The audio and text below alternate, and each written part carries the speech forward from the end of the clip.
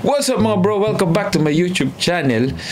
So yun, yung video na to, siguro nakita nyo naman sa title, magre-react ako sa lap dance ni Mia dati. Siguro may wala nang natira. Okay, kailangan ko lang tanggalin yun sa loob ko kasi alam ko masasaktan ako, pero dati pa naman nangyari yun eh. Kaya kung ano man nangyari sa nakaraan, wala na yung dapat na ano dito sa future natin, sa present. Okay?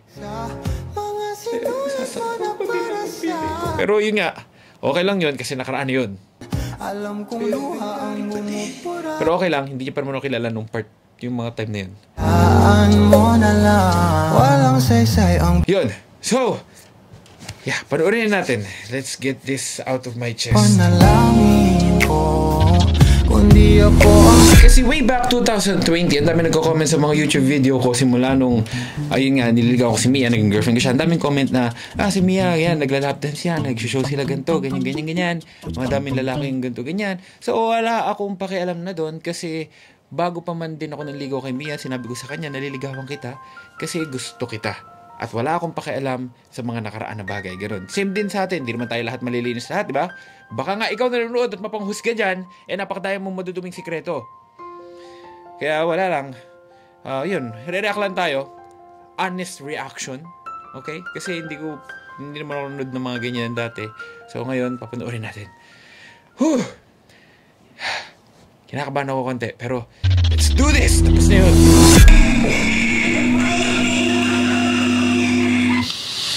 bibitaw ng mahinahon ako pa. Okay lang ako, Gim. Okay lang ako.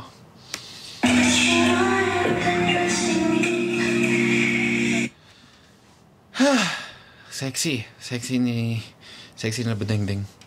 Sexy ng girlfriend ko.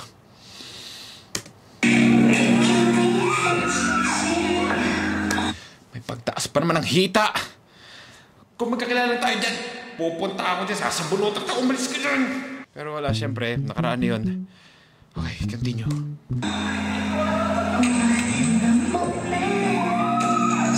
Yung kamay mo! Yung kamay mo, nakahawa sa hitan. Okay, sige, okay lang.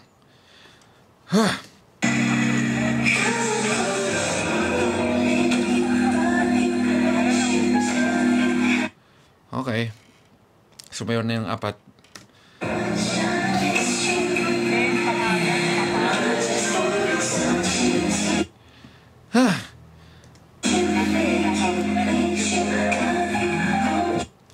Copyright yata ako dito. So tanggalin muna natin music. Palitan natin ng iba.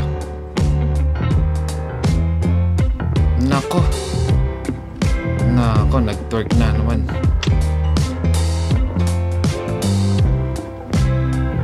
Ay, nako.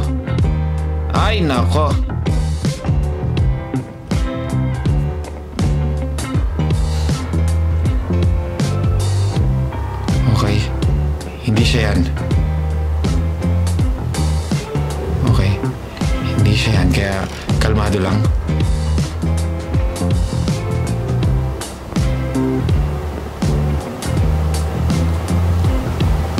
Grabe.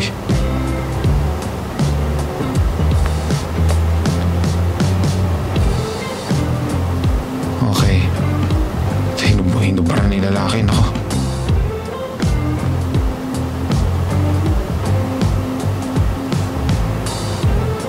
Nako, ay na naman. Nagpa-kending na naman. Nako. Nilabas na naman. Pinag-bounce na naman yung pet. Nako naman.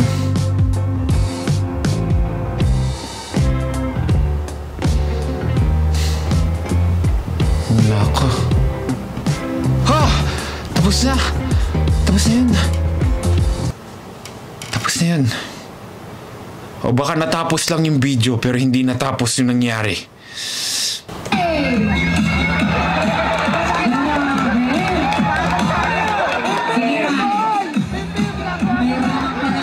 Laknak ng potek. Ba't naman sa'yo humarap yung lalaking yan? Pwede naman doon sa kabila. Hoy! Huwag mo namin ganyan, hoy! Hoy! Landi!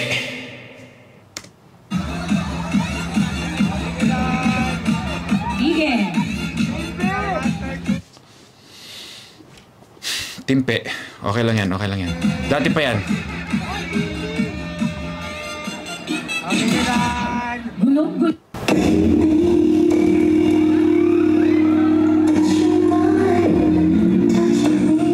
May nararamdaman din ako.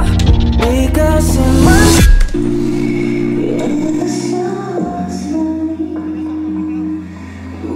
Lalayo na ba ako? Laki ng puwet mo dyan.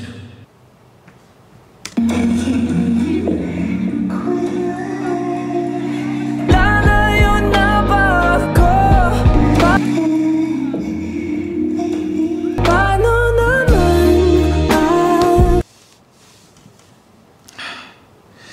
Sige, nakaraan na yan.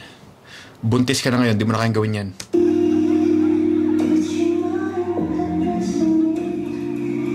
Nahulugan sa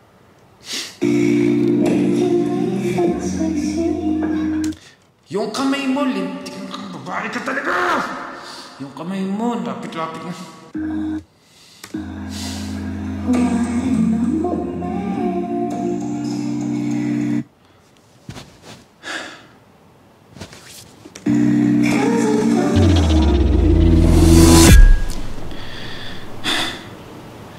Well guys, masakit para sa akin na makita ko yung girlfriend ko yung ginagawa niya dati.